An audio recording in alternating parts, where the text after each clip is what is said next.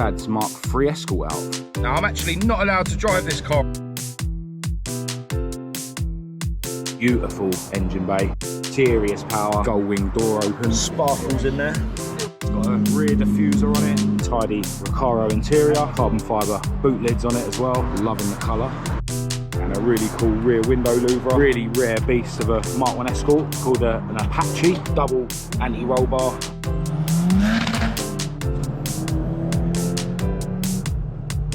Now I've got this fuel pump, we can see that it is a bit oriental. Touch this one on positive and hopefully we'll get a noise. Cut off fire safety stick. Hello and welcome to this video. I'm Marcus Hayes and today you join me around the garage on a beautiful sunny day. And today we're taking my dad's Mk2 Escort out for a run. Now yesterday we came round and gave her a quick wash. She does need a proper polish really, but she's looking a million times better than she did before we started. She was very dusty because she's been sitting in the garage for ages. Another thing we did yesterday, or should I say something that my beautiful girlfriend Kat did yesterday, is give the seats a little bit of a temporary bodge up to fix the rips. Yeah, it doesn't look great, but it looks a lot better than the orange foam hanging out. Just in my good job. Now we're actually going to a car meet today that was invite only. So really honoured to be one of the chosen few. Now, I'm actually not allowed to drive this car on the road anymore because I had to change my car insurance to include business travel because I'm now self-employed rather than having a day job, which is why Kat is our pilot for the day.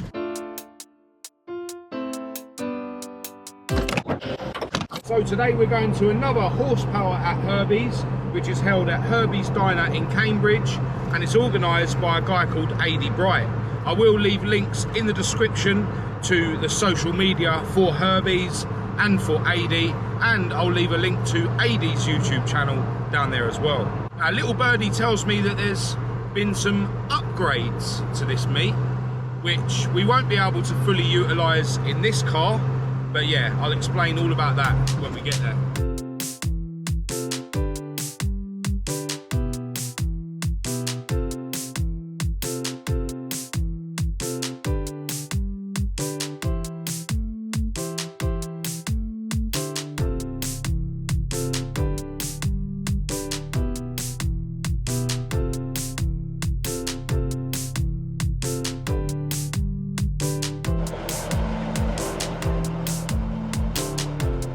Alright, so we've made it to Herbies Diner for the invite only horsepower at Herbies. Plenty of really cool cars here.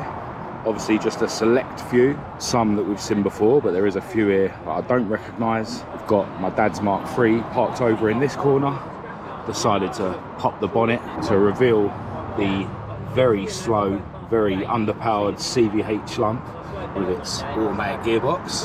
Parked next to that, we've got another Mk2. This one's a Xr3 Turbo. I'm pretty sure we've seen this one before. Check out the gloss black lip, spotlights on the front. Beautiful engine bay with its 1600 CVH. Check out the carbon fibre battery box. Parked next to that, another familiar car. This is Mark Payne's Xr3 Turbo Mk2 Fiesta. It's got the Xtec S bumpers on it. This thing makes some serious power. I think it's about 360 horsepower if I remember rightly. I remember him saying it was his daughter that decided to paint the engine parts pink. This thing recently ran a 12.4 at Santa Pod and it was beating cars like Audi RS3s. Yeah, absolutely love this thing. Mark actually recently started his own YouTube channel, which I'll leave a link to in the description. But yeah, this car's already been featured on other channels as well. Part next to that, we've got Nathan Orbel's Mk2 Fiesta. Just got a really tidy looking ST170 lump in the bay, running on throttle bodies. Yeah, this thing's absolutely mint. Although he did say he's looking to do some paintwork on it to make it look even more tidy. Part next to that, we've got a Delorean, very rare sight. I normally see these in silver whenever I do see them, but this one's black. And we've got the gull wing door open so we can take a peek at the interior. These things are so cool. And we've got the engine compartment open as well. Awesome. Part next to that, 350Z, which is just departing. I wonder if they're going to do some sends. Sounds lovely. Part next to that, a really cool white Mk2 Fiesta sitting on pepper pots. Check out the paint, gloss black with some sparkles in there. Recaro interior in it, awesome. Next to that, another Mk2 Fiesta, belongs to AD Bright, the organiser of this meet. Seen this before, really tidy ST170 setup in the bay. Love the aggression of this thing. Front lip, wide arches, plastic windows, loving the checkered flag roof. Inside, very racy cockpit. We'll have a look around the other side in a minute. But yeah, absolutely love this thing. It's got a rear diffuser on it. Everywhere you look on this car, there's something else to look at. Got a nitrous bottle in the back. Not sure if he's got it hooked up yet. Check out this cockpit, snap-off steering wheel, wing-back bucket seats, the alloy driver and passenger footrests. Even got a clutch footrest there, fire extinguisher, really trick-looking shifter. Yeah. Definitely one of my favourite Mk2 Fiestas on the scene. Yeah, I think AD's going to Mexico with one of the other lads in a minute. A couple of Sierras over here. Don't think I've seen this white sapphire one before. It looks really cool. Not sure what alloys they are, but it has got AP racing brakes. Obviously got a Recaro interior in there. Sensibly got the driver's seat covered to stop it wearing. But yeah, do love a Saf Cozzy. Next to that, we've got another Sierra. I think this was originally an Xr3 I've seen this before. It's got really nicely polished BBS rims, really tidy Recaro interior. But this one's actually got a V8 in the bay. Absolute monster.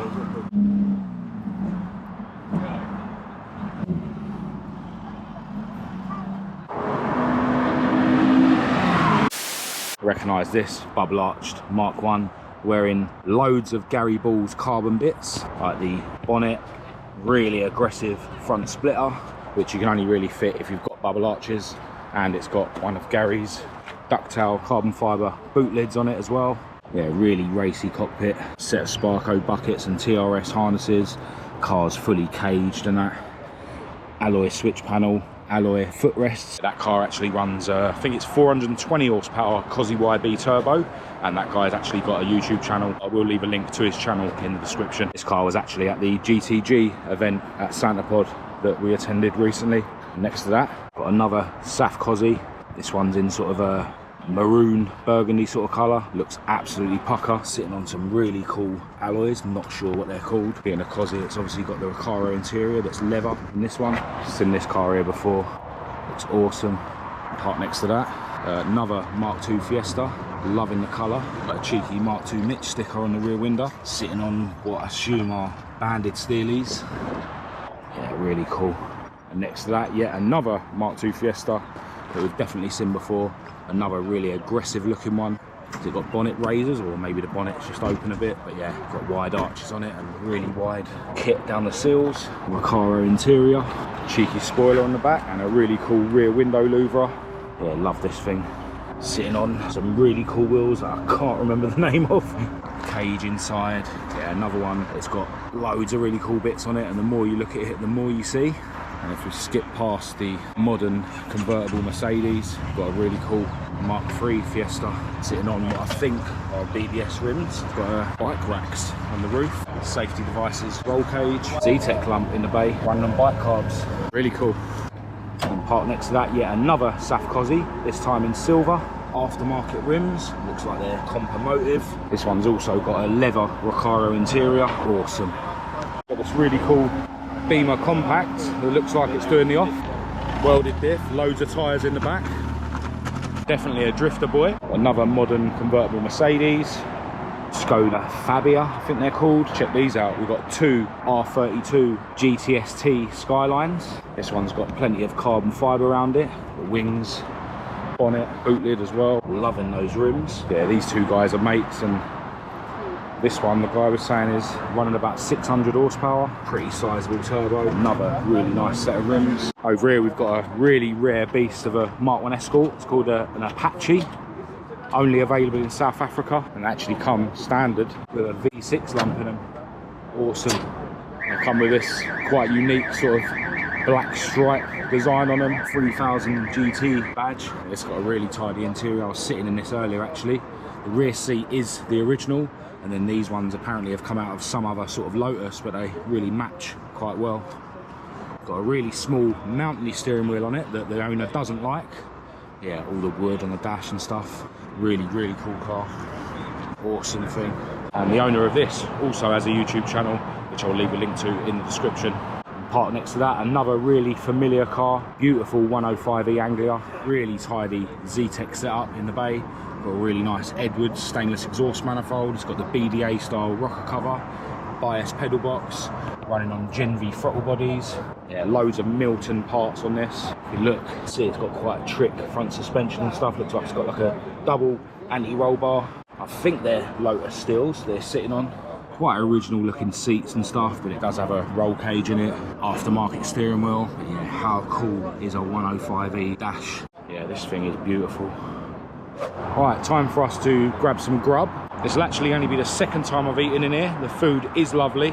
And the last time I ate in here, I actually got the meal for free because Esther, my Mk2 Escort, won car of the show.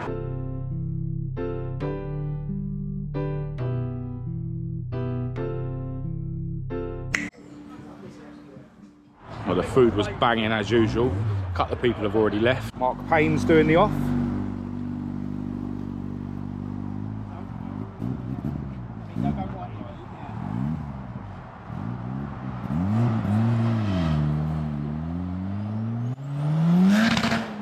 Off goes the V8 powered Sierra.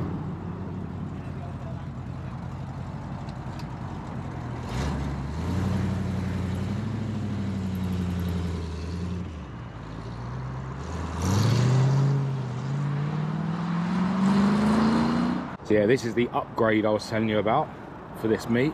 Proper private burnout area.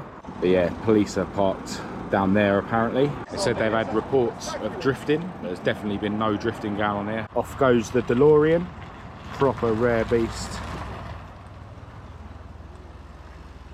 Really cool to see one in black instead of silver. Car park is rapidly emptying.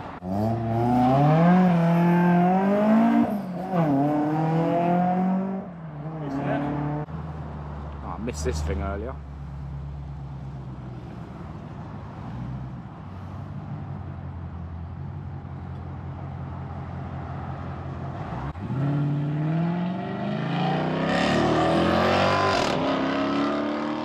Off goes the very aggressive looking Mk2 Fiesta. Love that rear window louver.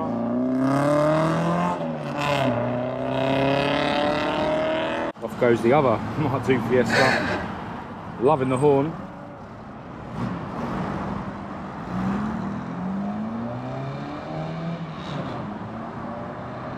Off goes AD with his modified rear quarter.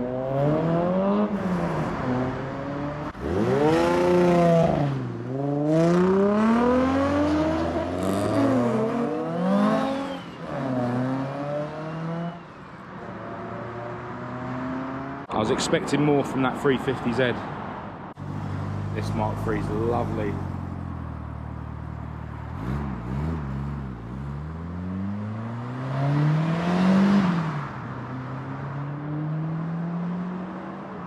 Alright, so most people have left the meet now, so we're going to do the same. Just wait for my chauffeur to get herself strapped in. Love that V6 Mark I. Goodbye, sir. Alright, so another awesome morning at Herbies for the Horsepower at Herbies meet. Massive thanks and a shout out to AD Bright and Paul and the rest of the guys at Herbies for organising the meet.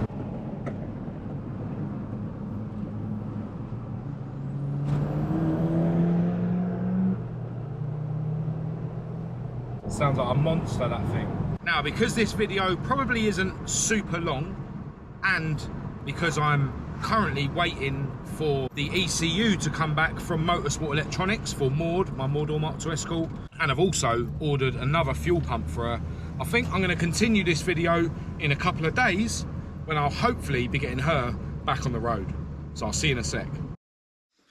Hello, right, so it's been almost 2 weeks since the Herbies meet, and for the last week I've pretty much done nothing, but after a very busy May, spending hundreds of hours editing videos, I needed a few days off. But now it's about time I started pulling my finger back out. So I'm going to be spending some more time on Maude, my moredoor Mk2 Escort. But before I go around the garage, I've got a couple of things to show you. You may have noticed that I've slightly changed my logo that I put on the screen during my videos. So I've now had these brand new stickers made, and they're now available on my website at marcushayesuk.com for any of you guys that want to support and represent the channel by grabbing one. I still have plenty of other stickers and decals available as well. MH decals in various colours. And there's plenty of clothing and mugs and a few key rings left available to purchase on my website as well for any of you guys that want to grab any of them. But I have now released some more snapback caps. Now these are definitely a bit loud, but I do have some more tame ones coming soon. These are all contrast caps, and I've basically tried to make the MH embroidery as close to the colour of the contrast on the caps as I can. So we've got these grey ones and these blue ones, which are similar-ish to Olympic blue. I really like these two, but they're also available in red, yellow and orange. Now, as I say, I do have some more tame snapbacks coming, as well as a whole host of new clothing, which I will let you know about once they arrive. But yeah, those snapbacks are available on the website now for any of you guys that want to purchase them. They are in very, very small numbers. And as I always say, no pressure at all for you guys to purchase any of my merchandise. If none of it tickles your fancy, that's absolutely fine. Just the fact that so many of you watch and enjoy my videos is enough. Now, with all that being said, I'll meet you around the garage. All right, so you now join me around the garage with Maude. And before I crack on with what I'm going to do today, I want to talk briefly about her ME100 ECU that, as you know, if you've been watching my videos, I recently sent back to the guys at Motorsport Electronics because I seem to not be getting any spark from cylinders 2 and 3. Well, the guys have confirmed my theory that the ECU coil driver had failed, and that was the reason I wasn't getting a spark on those two cylinders. But rather than repairing it and sending it back to me, they've actually come up with another solution, which involves me getting my hands on a brand new product, which I don't think they've even released yet.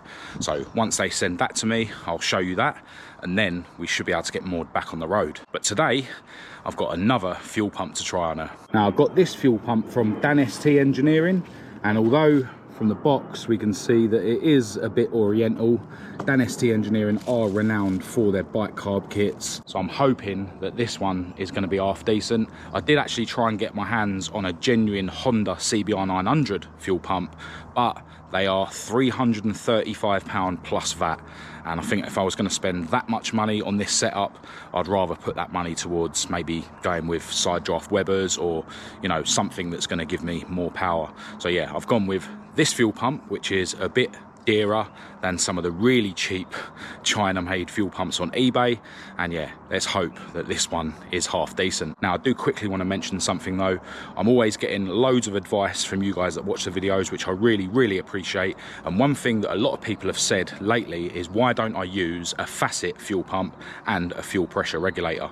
Well, some of you might not know if you're new to the channel, but that is exactly what I tried first when I fitted this engine with the bike carbs, because that was the setup I had on Maude's old blacktop engine that was running a twin choke Weber. Now, what I found when I had the facet fuel pump and the Malpassi fuel pressure regulator, which was mounted here, even if I had the fuel pressure regulator turned right down, I would get fuel leaking out of here, which is the breather. I know some people wrongly assume that this is a return to your tank. It's not. That should be left to atmosphere. So yeah, the fuel would come out of here. It also started leaking out of the T-pieces on the fuel inlet to the carbs. I tried replacing the O-rings on those T-pieces and the ones in there. And yeah, I was still getting fuel leaking out, even with the fuel pressure regulator turned right down, which is why I decided to use a bike fuel pump. And a bike fuel pump actually cuts off completely when the carbs are full, so it doesn't need a fuel pressure regulator. So yeah, let's just hope that this fuel pump, which will be third or fourth time lucky, will actually work. All right, first of all, I think I'm going to wire it up directly to the battery just to make sure that this thing actually makes a noise, unlike the last one I bought. So yeah, I've got these wires poked in here. I can see that this one is positive. So I'll just touch the other one on negative and touch this one on positive, and hopefully we'll get a noise. There you go. Sweet. So now let's throw it on the car. All right, so just unwire the old pump. Just need to undo these quickly and attach them to the new pump before I lose too much of the fuel. This is conveniently labelled in. I don't know if maybe I should try and utilise this rubber sock thing. It's not a very tight fit on there.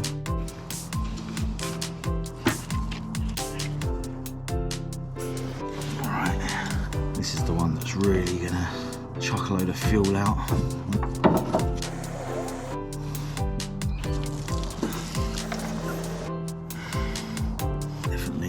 Let all that evaporate before we wire it up. I think I'm going to mount it before I wire it up. Got some brand new fuel pump brackets.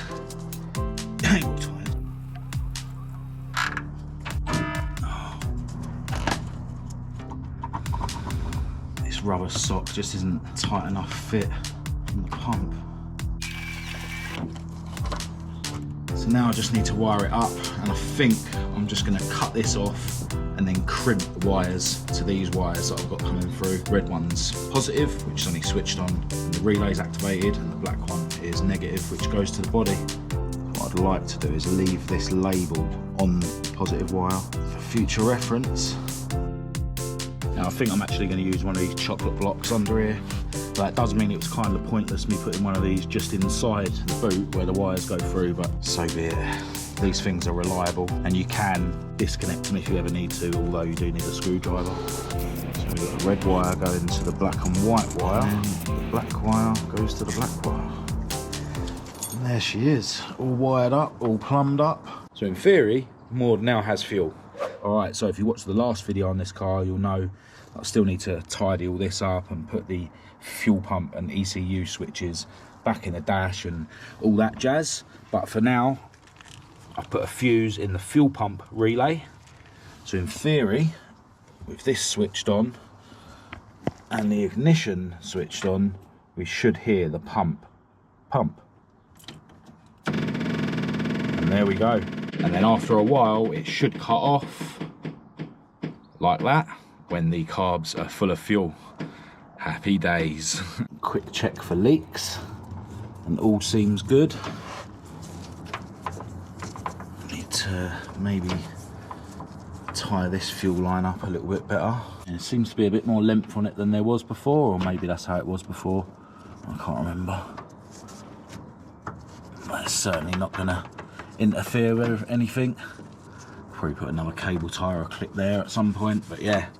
For now, I'm just happy that we have a working fuel pump. And once we get the ECU side of things sorted, we'll be able to get Maude back on the road. It's been so long since I've driven this car properly. Even the last time I drove it, I only got down the road before it failed again. Now, as I say, I do need to tidy up the wiring and stuff, which I can do off camera another day. And the core pack that's currently mounted under the inlet, I'm going to be throwing that one away just in case that was what blew the coil drivers on the ME100 ECU. I've got this spare one here. But there is one thing I want to fit to Maude before I leave here today, and it's all based on some advice that I got from rally legend Frank Kelly when I went to visit him recently. So what I've got here is a fire safety stick, which is what Frank Kelly runs in his rally car. He's actually got two of these in his rally car, as well as the plumbed in fire extinguisher. And he's actually got a couple of these in his race van, and I think he even has one in his kitchen.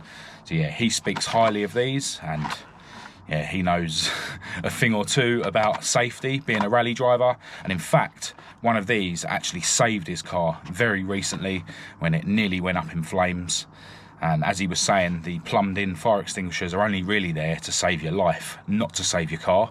And he wanted to save his car, and the fire stick definitely did that for him. So yeah, I've got one of these to go in Maude, and I've also bought another one for Esther, my Mk2 Escort. Now these actually have a 15-year shelf life, whereas I think your, plumbed in fire extinguisher kits need to be serviced or checked or replaced every 1 or 2 years. And yeah, for those of you that didn't see the video that I made when I was with Frank Kelly, basically you take the end off of here, that's just a cap, and then you take this end off, and it's kind of like a match. You basically strike that against there, and then essentially smoke comes out of it, and yeah, it gives you 50 seconds to put the fire out. And Frank Kelly was saying that literally within 4 or 5 seconds the fire was out on his car, and it was an under bonnet fire which was caused by a burst reservoir for his really trick front suspension that he was running, although it has now changed to some different front suspension. Anyway, I got 2 of these for £150, and they came with one of these brackets in each of them, but I decided to pay extra for this style of bracket, and I obviously bought 2 of these, one for the other car as well. And yeah, basically I think I'm just going to mount it there, and then if you ever need to grab the fire stick, you can just literally grab it. So yeah, it's just a case of me drilling a couple of holes, and I'm going to screw this onto the dash and then just stick the fire stick in place. Yeah, I think that'll work. Just drill one more hole and we're done. Now I think that's a nice spot for it.